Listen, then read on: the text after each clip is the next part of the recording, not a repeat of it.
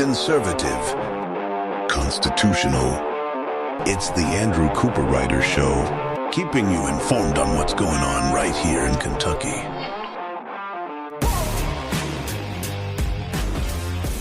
Today on the Andrew Cooperrider Show, the American Federation of Teachers Union has made a post online that points to exactly everything that is wrong with our schools and why they continue to fail. Beshear vetoes House Bill 5. We'll go over what he said in his veto message. And then finally, Whitney Westerfield uses the Old National Bank shooting anniversary as an opportunity to talk about his red flag gun law legislation. We'll be going over into what he said. We'll have all that and more today on the Andrew Cooperrider Show. If you want to reach out to the show, feel free to email info@theandrewshow.com. You can also head on over to theandrewshow.com and hit that contact page to leave a message for the show if you'd like to. But before I dig into those stories, I did want to hit upon something that's coming up. It's come up in the national news now over the last few days, and I would be remiss if I didn't use it as an opportunity to talk to you all about it. And that is, of course, about abortion. We recently saw Trump make a public statement on abortion. We've recently saw Carrie Lake, another Republican, make a statement about abortion, about a Supreme Court ruling, the state she's running for. And I want to talk to pro-lifers who are frustrated and upset with those statements. And I just want to have a real talk with you right now, okay? Stop looking to politicians to argue the pro-life message for you, okay? They will let you down every time.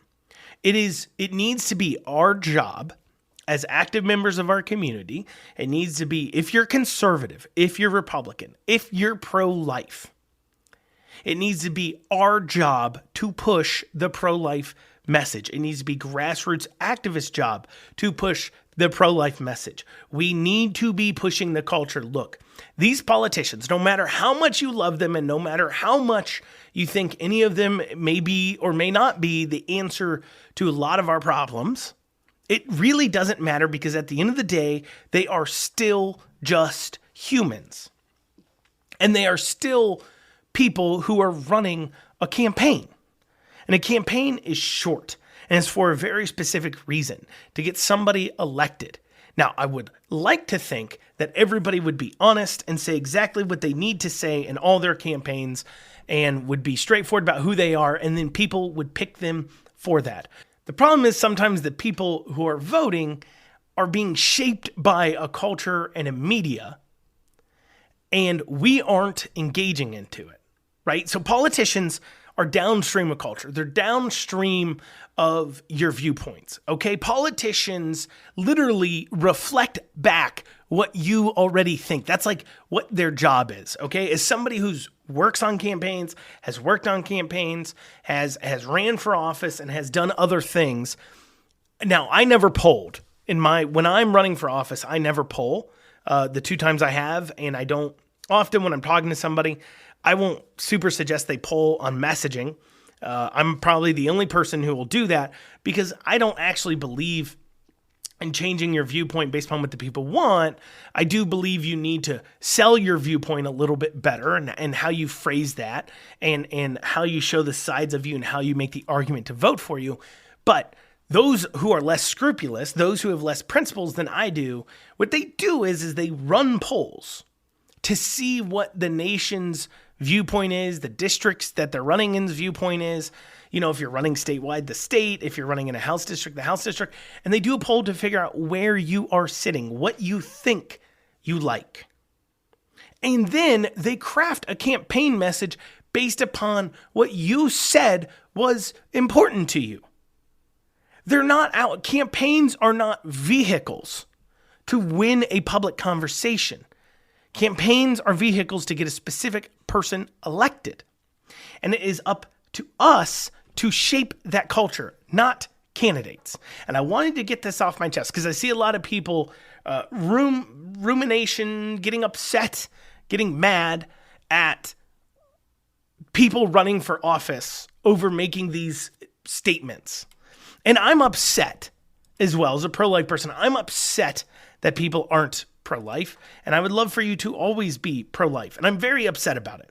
But however, it's like getting mad at a chicken for being a chicken. A politician is a politician, and they're doing politician-y things. And it's our job to create an environment that politicians respond to us.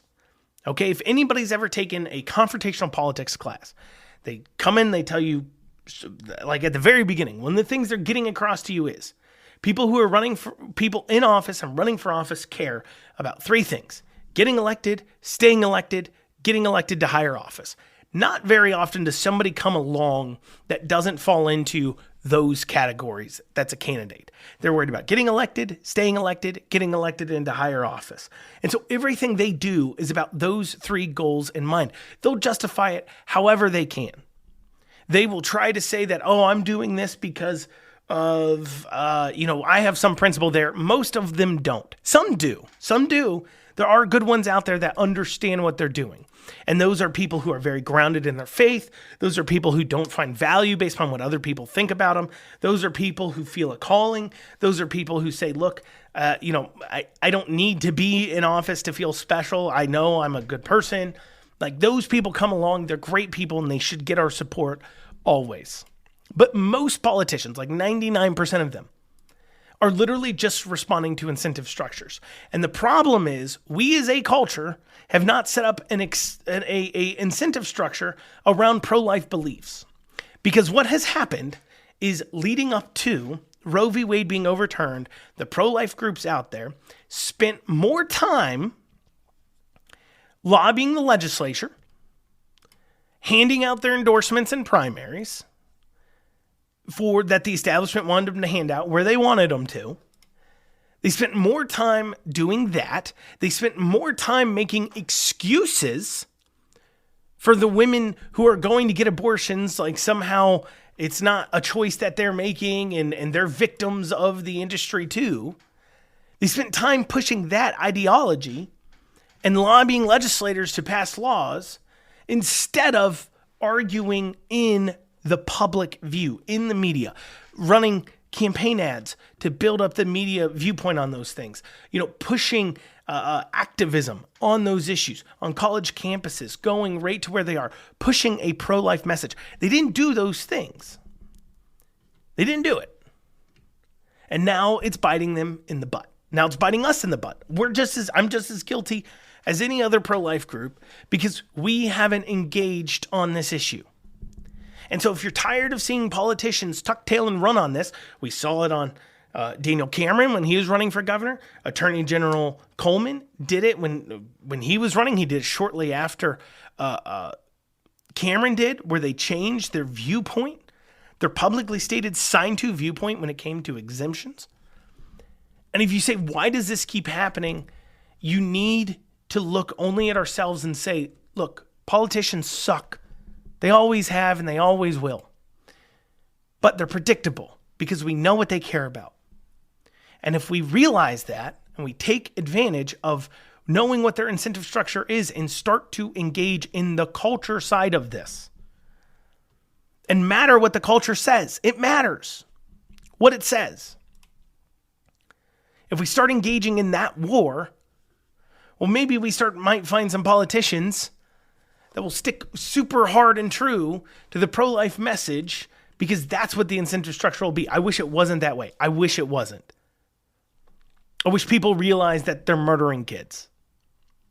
But unfortunately, we live in a fallen world where we have to convince people that murdering children is wrong. Well, coming up after this, we'll be going over AFT makes a post on Twitter. We'll talk about why you should care. You're listening to the Andrew Cooperrider Show, your source for Kentucky politics. And you're back with the Andrew Cooperrider Show. So the AFT Union, that stands for the American Federation of Teachers, AFT Union, made a post on social media that I wanted to call out because it points to exactly everything that's going wrong in our public education system. It points to everything that's going wrong with it that's causing such horrible results while we continue to spend more and more money, and why this push for school choice is so incredibly important. But first, you may ask, Andrew, why does AFT, the American Federation of Teachers Unions, post on Twitter matter? How's that matter to Kentucky in the first place? Well, the AFT union is actually the second and newest union here in Kentucky that is statewide. So if you rewind to 2019, you may remember a group called 120 United. And 120 United was an activism group that was representing all 120 counties of teachers. And most famously, 120 United put on the big to-do that happened up at the state capitol there leading into that 2019 election. And that to-do was all over the bills that the governor, Bevin at the time, and the legislature were putting forward in order to fix the teachers union's pension system, because our pensions are basically insolvent. You know, the combined contribution, defined benefit plans are expensive. They're unwieldy. They're clearly something we can't afford.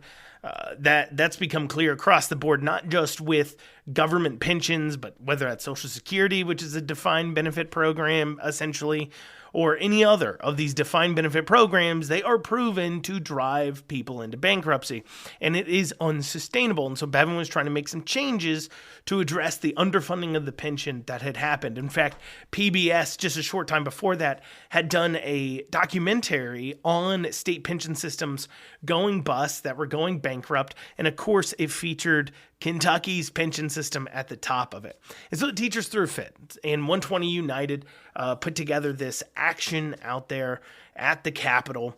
And it's funny, it predominantly brought in, they brought Andy Beshear in to talk about it. He was Attorney General at the time.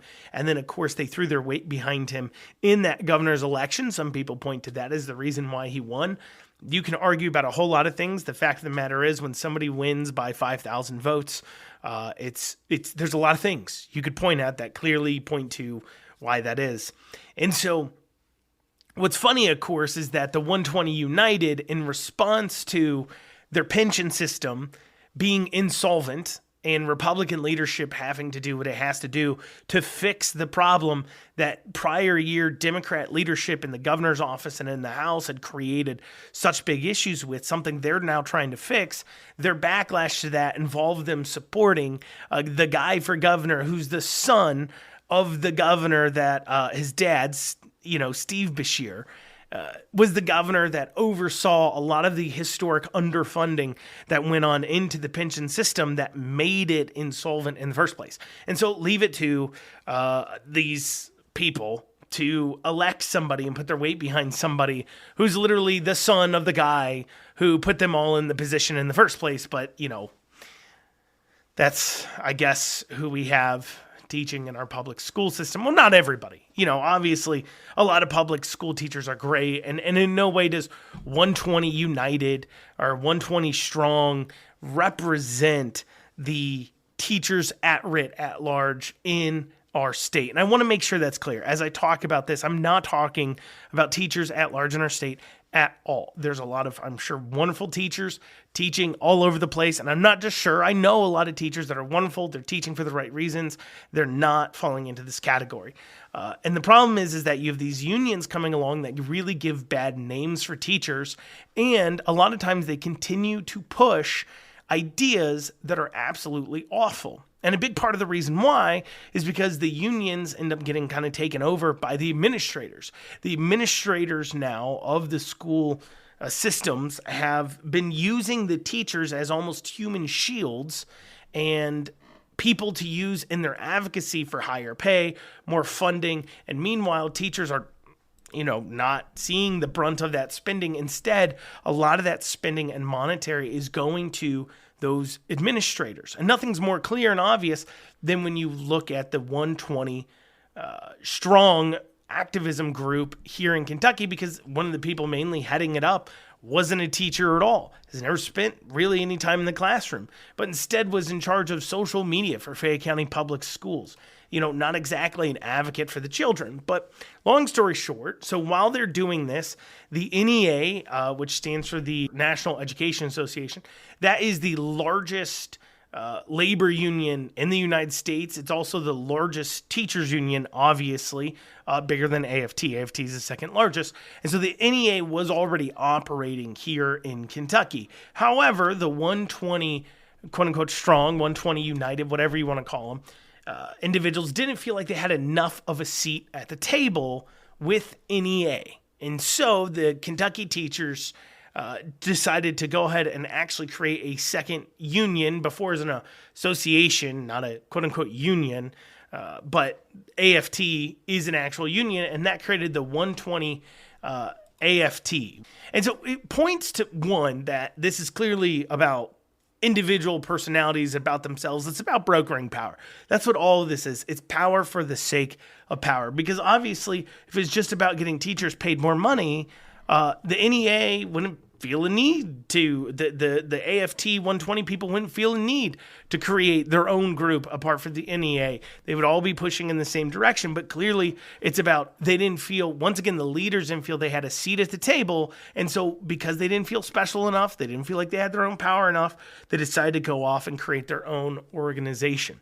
And it was worth bringing up because the National AFT, and these people, keep in mind, Beshear looks at these people as the reason why he got into office. They helped get him elected. That's one of the people he looks at, this specifically 120 AFT group.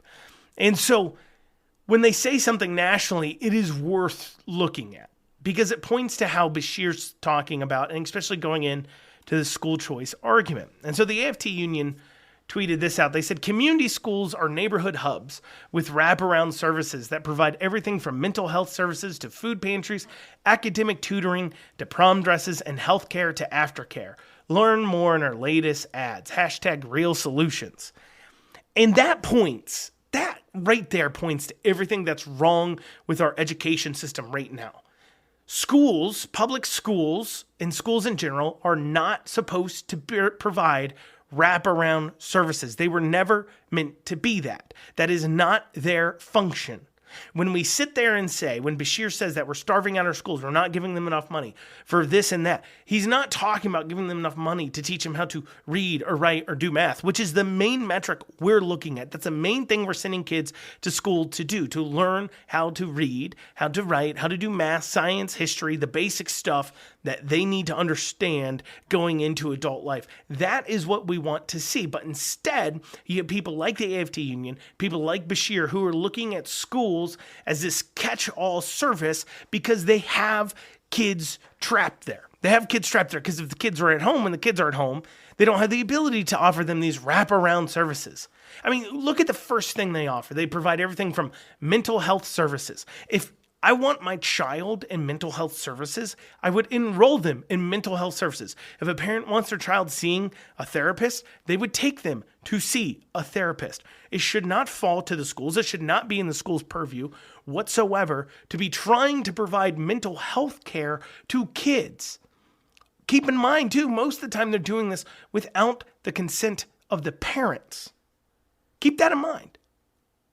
And then they say health services, mental health services to food pantries. It shouldn't be the job of the schools to be food pantries. That isn't their role. There is many of other government organizations meant to do that.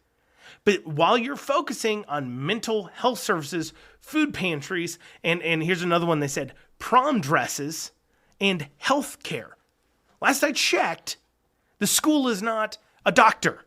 If a parent wants their kid to go see a doctor, they'll take them to the doctor. You need to have a school nurse for when kids get hurt, to determine if a kid needs to go home, to determine if a kid can stay at school after they get hurt for something, or if they're actually sick or not, or whatever.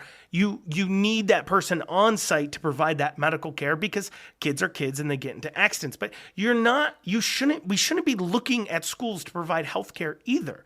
That should fall to the parents. And everybody in left will sit there and say, well, a lot of times they're not getting this at home. A lot of times the parents aren't getting that. And that should tell you, parents who are listening to this, exactly what these people think of you, exactly what Beshear thinks about you, exactly what these teachers unions think about you, exactly what a lot of these public school administrators, not the teachers, but the public school administrators think about you. This is why they're against school choice. They think parents are in large incompetent. They believe they have to provide mental health services because a parent doesn't know what's best. A parent wouldn't take their kid to get mental health services. They believe they have to provide food pantry services because a parent would never possibly be able to even feed their kid. They believe that they have to provide health care for your children because they don't trust you to take them to the doctor.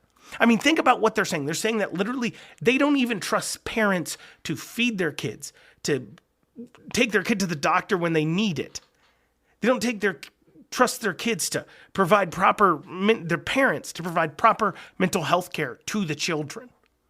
And then you wonder why they don't want you to have school choice. You wonder why they don't want you to be in charge of the education. They're not even experts in these things. They went to school for teaching degrees and to be administrators at schools. If they were experts in these things, that would be their field. They're not even experts in this, and they still think they know better than you. They think they know how to raise your kids better than you. That is the way they regard you, and this is why we need school choice, because parents need to be in charge of the education, and right now it would appear that the unions, the administrators, school systems by and large are not getting it. Well, coming up after this, Beshear has vetoed House Bill 5. We'll be going over that and taking a look at what his message is. You're listening to the Andrew Cooperrider Show, your source for Kentucky politics. And you're back with the Andrew Cooperrider Show, your source for Kentucky politics. So Andy Beshear has vetoed House Bill 5. For those of you who don't remember, House Bill 5 is better known as the Safer Kentucky Act. This was a wide-reaching bill, did a lot of things. We've gone into it in depth right here on the show several times before. We've gone over what it was going into session, how it's changed, and what the end result is.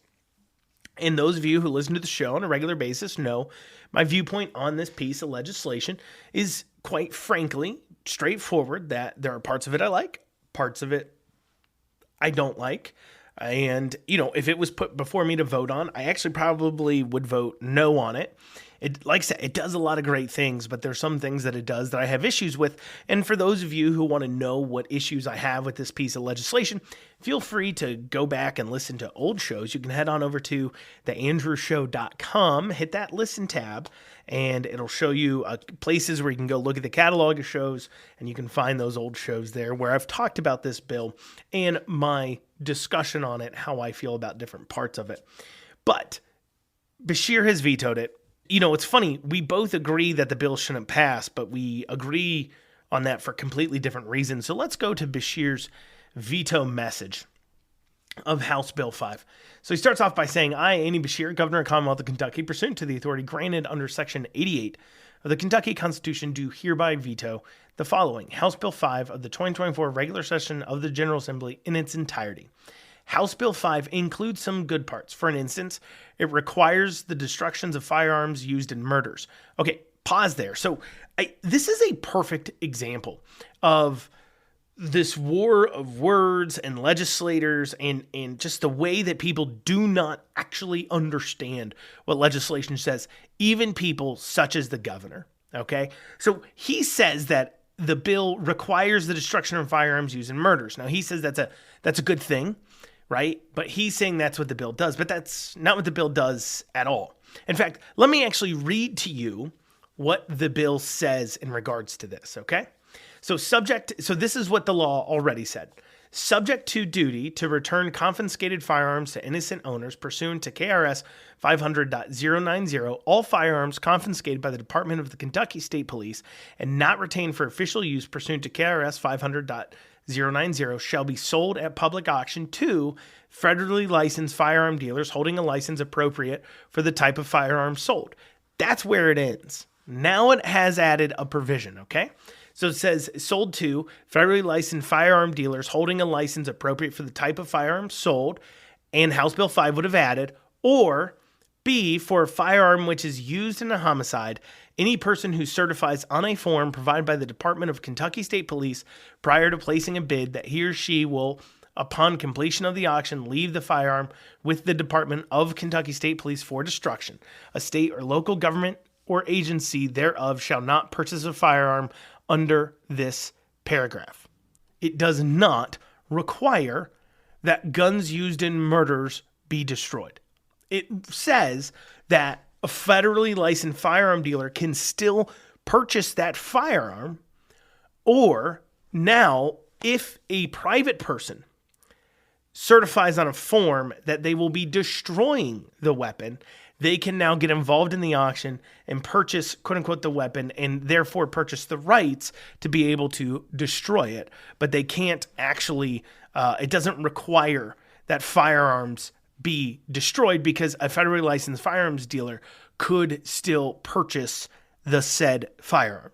And I just want to point that out. It's not a major thing. It's not like it's the end of the world, because already, weapons were all allowed to be purchased, right? But now this is saying that, well, it wouldn't be just up to a gun dealer if they decide they want to purchase and destroy a firearm used in a homicide, that any private individual could decide to purchase these guns and use them and have them destroyed. And the reason why KSP does this, it's a way that they have generated revenues into their police department. It's a way to kind of help make ends meet over at KSP, and it funds a number of things. So it's like a way of, weapons that have priorly been used to commit crimes to actually help fund the fighting of crimes in the future. And obviously, too, from a thought process side of things, if you're a conservative, if you're somebody who believes in the Second Amendment, you believe that a gun is a tool used by an individual and that the gun doesn't commit the murder, the people do. And so with that in mind, and I know it's obviously, items used in crimes, and especially murders, always take on a different allure to them. It's sometimes a negative. Sometimes people like to collect that stuff. But regardless, it is still an item that's being auctioned off. Yes, it was used in the access of a crime, but it didn't commit the crime. The person did. And that's kind of the thought process there. And so this just allows private individuals to be allowed to purchase the right to destroy them. But Beshear in his veto message is saying that, for instance, it requires the destruction of firearms used in murders, which the bill appears to not do.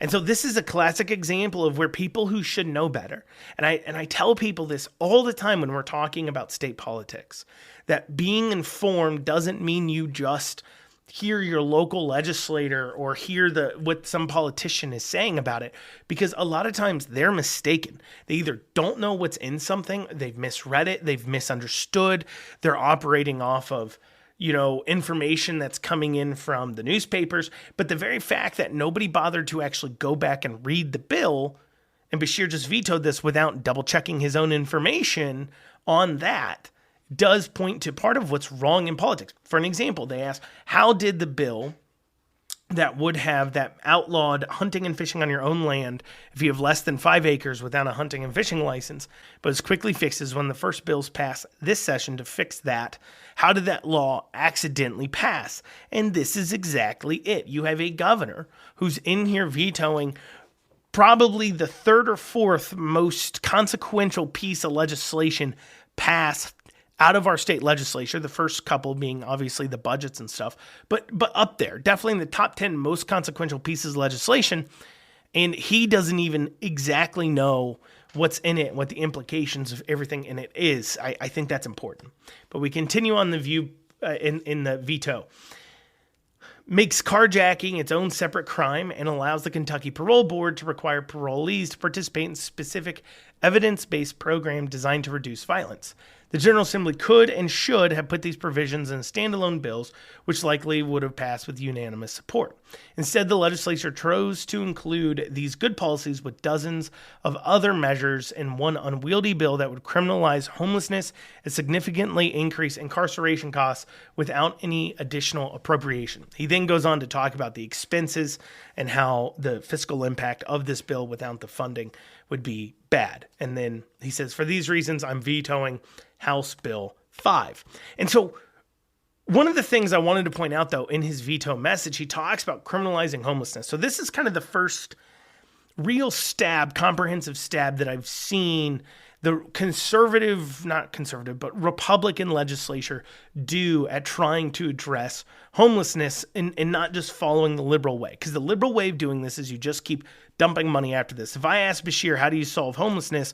He's going to say, we just need to give them more money, more and more and more money. But, if you take a look at places like California and those states, other cities that have spent millions, in California's case, billions of dollars trying to quote unquote solve homelessness only to end up with a bigger problem, you'd look at that and say, well, maybe we're going down the wrong path here. But Beshear doesn't really provide his own solutions to combat what this conservative solution is. So this conservative solution is to say, look, obviously this homelessness is making public spaces unusable.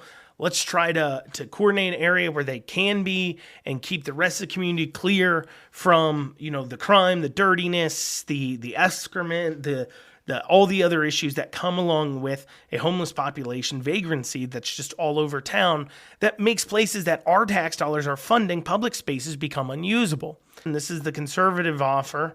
Beshear, of course, his solution would be continue doing what we're doing, even though it's not working. But regardless, I guess that's just kind of the way the liberals work. Speaking of, though, guns, as I did early on, obviously the Old National Bank Union anniversary was this week, and Whitney Westerfield, outgoing state senator, so-called Republican, sponsor of CAR, red flag gun law, used as an opportunity to continue to push his viewpoint on grabbing gun controls in his gun control legislation. We'll go over what he said on the Twitters. We'll have that after this short break. You listen to the Andrew Cooperrider Show, your source for Kentucky politics. And you're back in the final segment here of the Andrew Cooperrider Show, your source for Kentucky politics. So yesterday marked the 1-year anniversary since the Old National Bank mass shooting in Louisville, where a young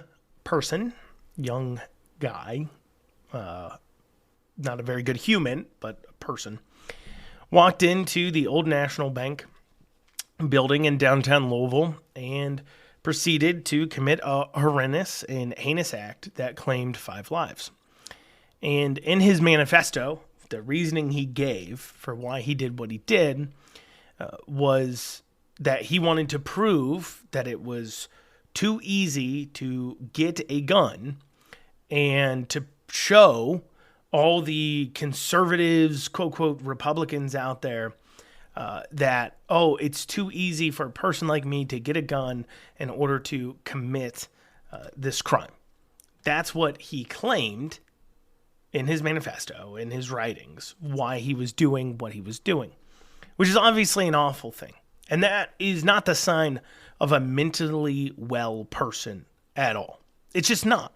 I mean, quite clearly, somebody who would go in and kill just 5 random people in order to make a political statement is not exactly the perfect image of somebody who's in good mental health or that's of the right mindset. And rather than having the conversation we should be having about these types of incidences and going over, kind of what structurally in our communities is causing this to happen more and more. I mean, obviously, these types of mass shootings get the headlines, but the mass shootings that go on every day in our inner cities all across the nation, those don't really get the attention, but more people are dying in those situations than are dying from these mass shooting incidents that you typically think of when you think of a mass shooting incident every year. And if we bothered to look at the root causes, and the root cause isn't the fact that guns exist. That's not the root cause. And on top of that, looking at that as the solution that, it's the guns' fault. We need to make it harder to get people to get guns. And if we just focus on the guns, we could solve all of our issues. Essentially, yeah, it's nearly impossible. I mean, just the fact of the matter is there are so many guns that exist in America at this point. There are so many guns in circulation. Guns are stolen constantly. And so to sit there and claim that if, you can keep guns out of the hands of criminals in our modern society without doing mass confiscation and destruction of firearms, which would never happen. It will never happen. It will never happen comfortably. It will never happen at all.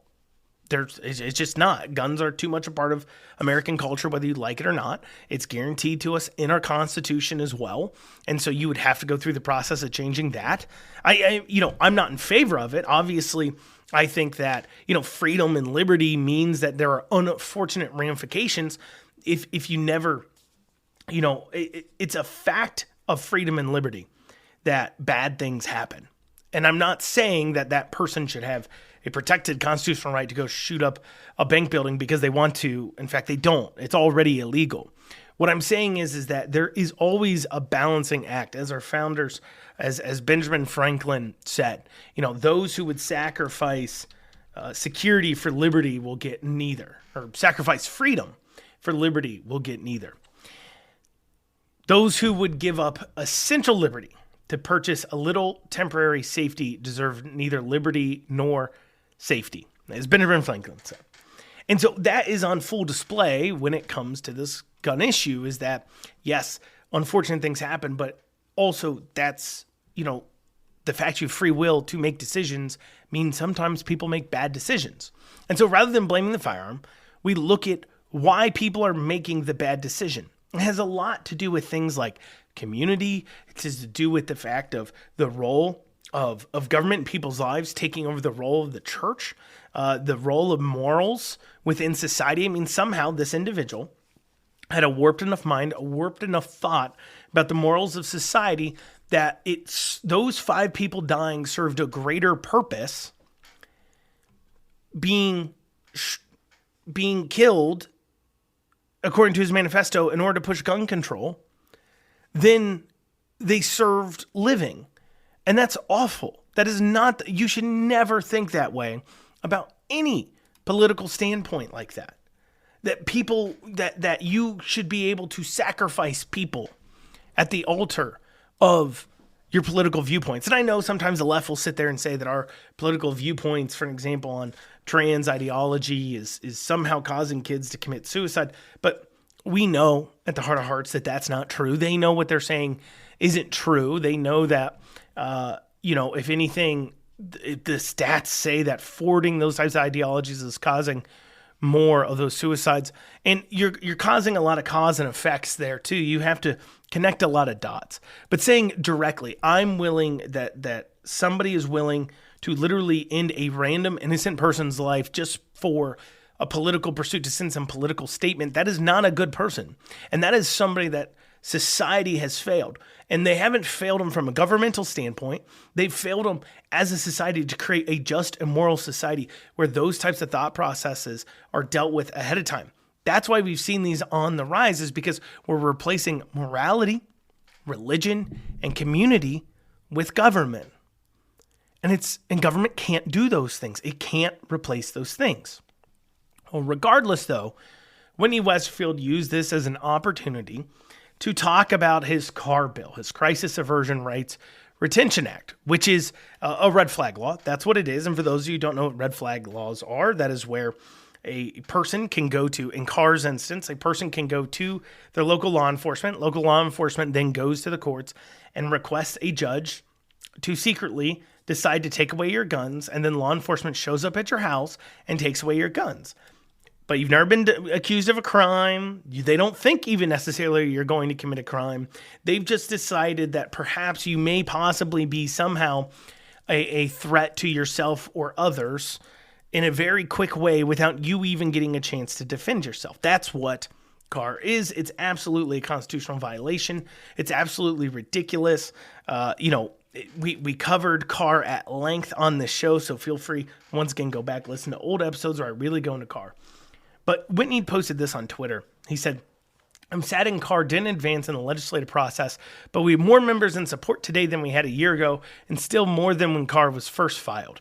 With persistence and good faith advocacy, great policy can prevail, even if it takes longer than we want, which is, once again, why every time this gets proposed, the people on the right and then people in leadership will say, it's dead in the water, don't worry about it. But this is why we should, because we have to make sure these don't gain ground. That's the first thing. But somebody responded to this, saying it's just another way to rename red flag laws, a 100% leftist policy that no true conservative supports. Gun control guys' as crisis aversion is as despicable as it comes from a supposed Republican. Glad it's your last term. And he responded with, I can think of despicable policies, but this isn't one of them. This is Whitney responding. Have you ever read the bill? Are you aware of how it differs from what exists in other states, including GOP-led states? Do you know, for an example, that under this bill, it'd be harder to have firearms temporarily removed than to be involuntary committed? I want to pause there because objectively, that isn't true. And you know that isn't true. You know how you know that isn't true? If it's easier to have somebody involuntary committed, then people would just do that. We wouldn't need CAR. If you think somebody is such a danger to themselves or others that you need the Gestapo, you need the police to show up and pound down their door and take away all their constitutional rights to firearms or constitutionally protected right to defend themselves, and you need to send the jackbooted Gestapo to the door, the brown shirts to the door, to bang on it and go in and take away their rights, you would have to say they must raise to the level of being involuntary committed. And so if it's easier to get them involuntarily committed, well, why wouldn't people pursue that? If they're such a danger, if they rise to that standard, guess what? Not only do you take their firearms away from them in that case, but also they get the treatment that you so say they need. So why does the bill exist in the first place? And that goes back to what I was talking about when I was talking about Beshear's veto message. These people have no clue what's in most of the legislation they support, and they're willing to lie to your face because Whitney Westerfield is obviously lying. Obviously lying because the bill wouldn't need to exist if what he said was true. Well, y'all, that's what we have time for today on the Andrew Cooperrider Show. I thank you all so much for joining me. See you back here tomorrow. Have a great rest of your